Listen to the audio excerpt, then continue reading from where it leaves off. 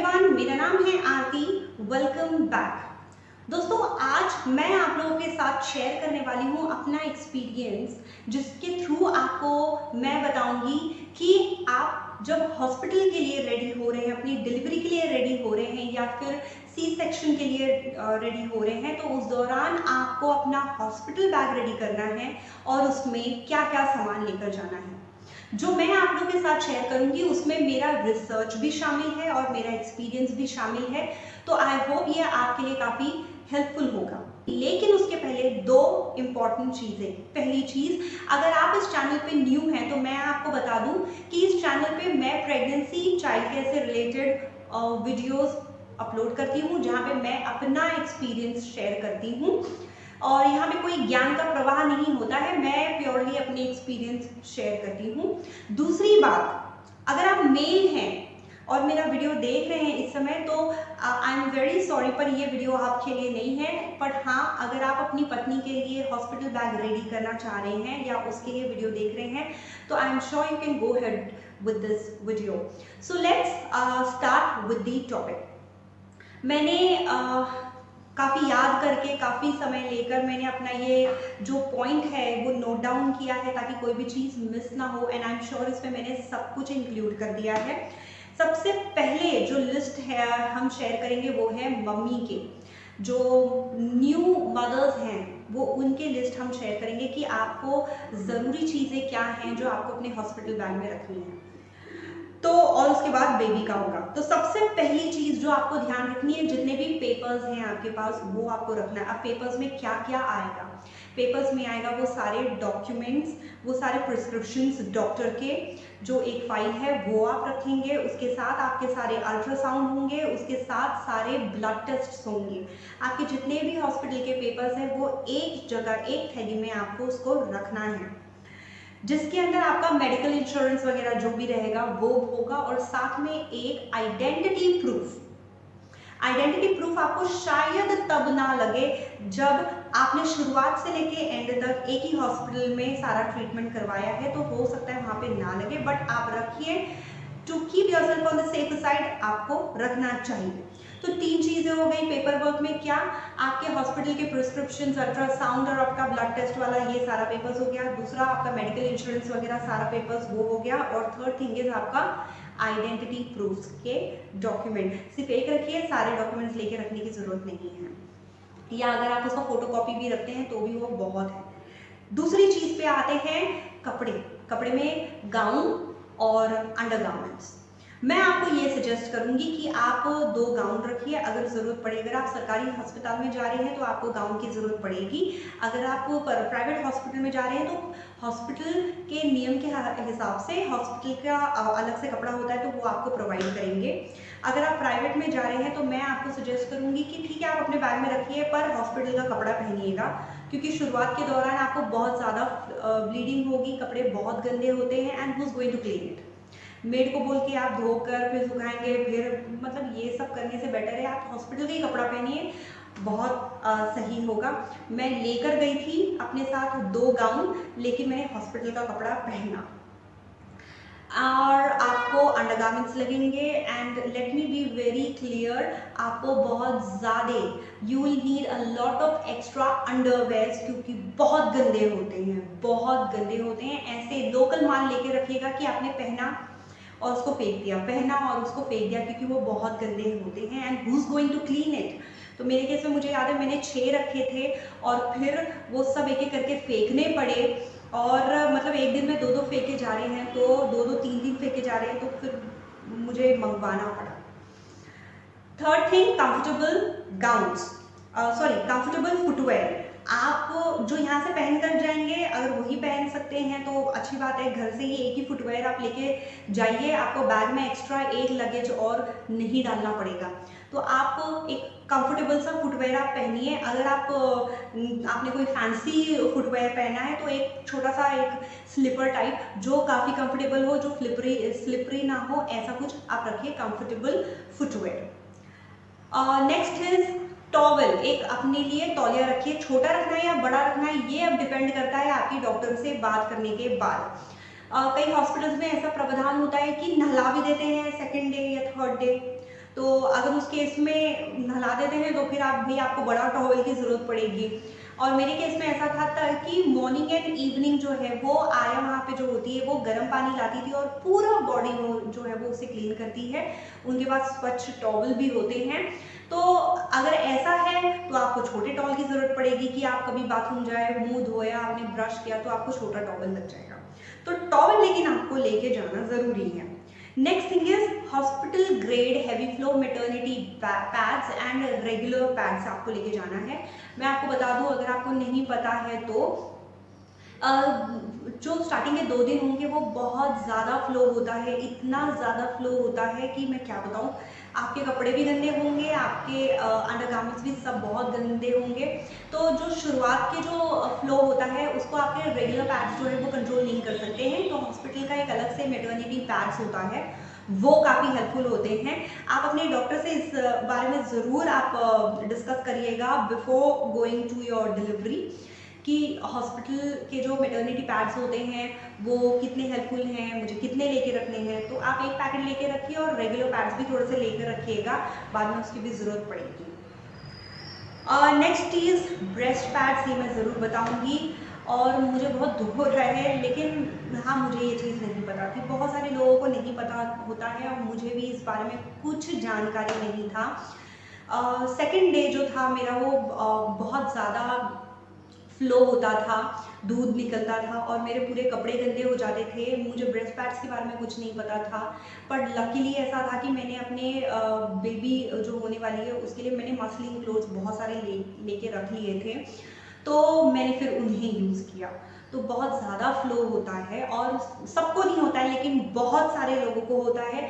बहुत सौभाग्य की बात है ये होता है, लेकिन आप अगर पहले से रेडी हैं तो आप ये सारे फेज़ को बहुत खूबसूरती से और बहुत इसको एंजॉय कर सकते हैं। तो मेरे केस में क्योंकि पता नहीं था तो मेरे सारे कपड़े गंदे हो जाते थे उस टाइम पे। तो आप प्लीज़ इसको ध्यान रखिएगा, या तो आप ब्रेस्ट पैड्स ले लीजिए या तो आप कॉटन के कपड़े ले सकते हैं, क्योंकि शुरुआत में जो बच्चा होता है वो बहुत ज़्यादा दूध नहीं पी पाता है और आपको बहुत ज़्यादा दूध बनेगा उस टाइम पे, इसीलिए फ्लो होता है। और उसको सुखाने के लिए कोई दवाई मत शुरुआत में लीजिएगा। Next is phone charger, battery, toothpaste, toothbrush हो गया, फेस वॉश हो गया, हेयर ब्रश हो गया। ये सब एक्स्ट्रा चीज़ें हैं जो आपको रखना है। छोटा सा पाउच ले लीजिए, उसमें आप रख लीजिएगा। और हेयर ब्रश, जो अगर उसकी बात को बताऊं तो अगर आपके बाल बड़े हैं तो आप भाई ये सब सोचने की सोचिएगा मत। अगर आपके बाल छोटे हैं तब तो आप हेयर ब्रश रख लीजिएगा। मेरे बाल क्योंकि काफ़ी बड़े हैं तो मैंने क्या किया था, एक दिन पहले जब मुझे जाना था 2 तारीख को, एक दिन पहले मैंने अपने बालों को धो लिए थे और मैंने उसको अच्छी तरह से टाई कर लिया था, क्योंकि मुझे पता था हॉस्पिटल में मैं अपने बाल नहीं बना सकती हूँ। तो अगर आपके पास पॉसिबिलिटी है तो आप इन सारी चीज़ों को रख लीजिएगा। फ़ोन चार्जर की तो ज़रूरत पड़ती है, टूथपेस्ट की ज़रूरत पड़ती है, टूथब्रश की ज़रूरत पड़ेगी, फेस वॉश एक्स्ट्रा है, कई सारे हॉस्पिटल्स में ये सब टॉयलेटरी सब मिल जाते हैं, and hair brush. Next is compression wrap, very important.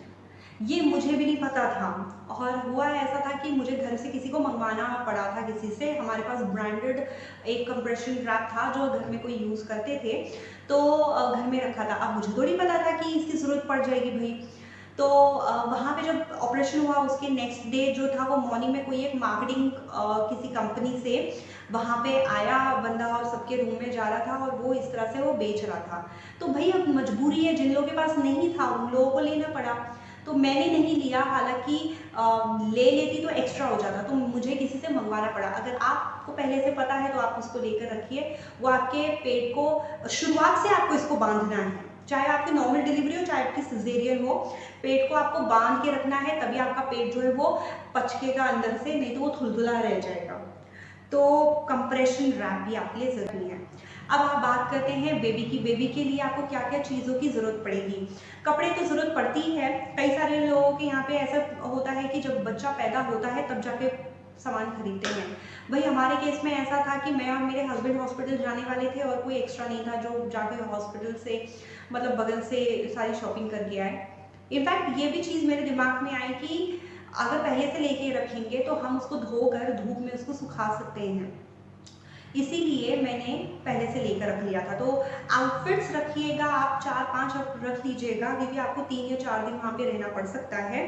Normal delivery के केस में 2 दिन बाद जो है वो डिस्चार्ज कर देते हैं, लेकिन सिजेरियन में 3 या 4 दिन रखना पड़ता है। फिर ब्लैंकेट आपको रखना है, और बच्चों को बांध के रखने के लिए कुछ मसलिन क्लोथ्स, कपड़े के क्लोथ्स जो है वो आप रख लीजिएगा। स्वाडल करने के लिए जैसे मैंने बताया, अगर मौसम अगर ज़्यादा ठंडा है तो आप हाथों में जो पहनने वाले मिटन्स हैं, बूटीज़ हैं, कैप है, आप उसको भी लेके रख सकते हैं। नेल क्लिपर्स, जो बच्चे 9 महीने कंप्लीट करके आते हैं, अक्सर आप देखेंगे उनके बाल भी बहुत रहते हैं, उनके नेल्स भी बड़े बड़े रहते हैं, तो नेल क्लिप्स अगर आप कर देंगे तो अच्छी बात होगी। मतलब नाखून काट के रख दीजिएगा। बच्चे अक्सर हाथ जो है वो अपने फेस पर, अपने मुंह में बहुत ज़्यादा डालते हैं, तो अगर आप नेल कटर्स वगैरह लेकर जाएं तो बहुत अच्छा है बच्चे के लिए। और फिर नेक्स्ट है लंगोट, डाइपर्स एंड वाइप्स। लंगोट या डाइपर वो आपकी चॉइस है। मुझे याद है मैंने 42 पीस का एक डाइपर का पैकेट मंगाया था, और वो ऑलमोस्ट उसमें सिर्फ 10 बच गए थे। जब हम लोग 3 दिन के बाद घर पे आए तो सिर्फ 10 बचे थे। सोचिए इतना इस्तेमाल होता है। वाइप्स आप लेके रखिएगा, एंटी बैक्टीरियल होते हैं, बहुत अच्छा होता है, 2 साल तक चलेगा, कभी कोई टेंशन नहीं है। तो या तो लंगोट ले लीजिए या तो डाइपर्स ले लीजिए, और साथ में वाइप्स रखिएगा। हॉस्पिटल में ज़रूरी नहीं है आपको गर्म पानी मिले बच्चे का ये साफ करने के लिए। शीट कवर बहुत ज़रूरी है। जब तक बच्चे सो रहे हैं, लेटे हैं, जब तक बच्चे चलते नहीं हैं, तो उनका डाइपर जो है वो लीक करता है, तो नीचे का जो है वो पोर्शन गंदा होने के चांसेस होते हैं। तो ये बहुत ज़रूरी है कि नीचे का पोर्शन साफ़ सुथरा बच्चे का भी रहे। कितना सफाई होगा, बच्चे का कपड़ा साफ करेंगे, बच्चे का लंगोट साफ करेंगे, बच्चे का बेड साफ करेंगे, तो इससे बेटर है कि precaution is better than cure. तो शीट कवर आप लेके रखिएगा ज़रूर। एटलीस्ट आप एक हॉस्पिटल जा रहे हैं तो एक ही आप रख लीजिए, क्योंकि अगर मान लो अगर वो गंदा हो गया तो आपके पास वाइप है, आप उससे साफ करके उसको पोंछ सकते हैं, वो गीला नहीं होता है। तो sheet cover. And last thing is एक बोल, स्पून और बॉटल। मेरे केस में फर्स्ट डे मैं उस परिस्थिति में नहीं थी कि मैं उठ सकूं, लेट सकूं, पलट सकूं, अपने बेबी को दूध पिला सकूं। तो उस केस में बेबी को ऊपर का दूध दिया जा रहा था, जिसके लिए एक बोल और एक स्पून की ज़रूरत थी। अब बताओ, मैं इतनी समझदार, मैंने चम्मच रख लिया लेकिन मैंने कटोरा नहीं रखा, तो कटोरा मुझे मंगवाना पड़ा था। तो कटोरा और एक चम्मच आप लेकर रखिएगा, और या तो आप बॉटल लेके रखिएगा, क्योंकि मेरी एक फ्रेंड के केस में ऐसा हुआ था जिसका डिलीवरी 1 महीने पहले हुआ था मुझसे, तो उसको बिल्कुल दूध नहीं बनता था, तो डॉक्टर ने उसको जो फॉर्मूला मिल्क होता है ना वो सजेस्ट किया था, तो उसके लिए तो बॉटल की ज़रूरत पड़ती है। तो ऐसे केस में आप पहले से अगर बना कर रखेंगे, और बॉटल मान लो अगर बच्चा माँ का दूध पी रहा है, फिर भी बॉटल कहीं ना कहीं तो आगे आपको यूज़ हो जाएगा। तो बेहतर है कि एक बोल, छोटा सा कटोरा, एक चम्मच रखने में और एक बॉटल रखने में क्या जाता है। इन सब के अलावा आपको last and but not the least मैं बताना चाहूँगी, हॉस्पिटल बैग आपका जितना छोटा हो उतना ज़्यादा अच्छा होगा।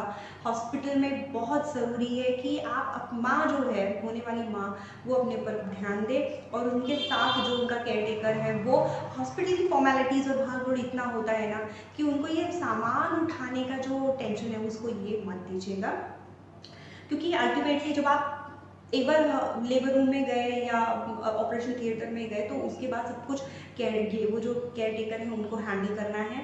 सो it's your responsibility now to make things easier for that person however it is. Okay, so उम्मीद करती हूँ कि आपको ये काफ़ी हेल्पफुल नज़र आया होगा। मैं अगर आप चाहें मैं एक बार रिपीट कर देती हूँ सारी चीज़ों में क्या क्या आपको चाहिए।